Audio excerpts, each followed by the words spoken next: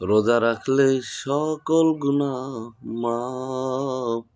ও বন্ধু, রোজা রাখলে তোমার সমস্ত গুনাহ আল্লাহ মাফ করে দিবেন।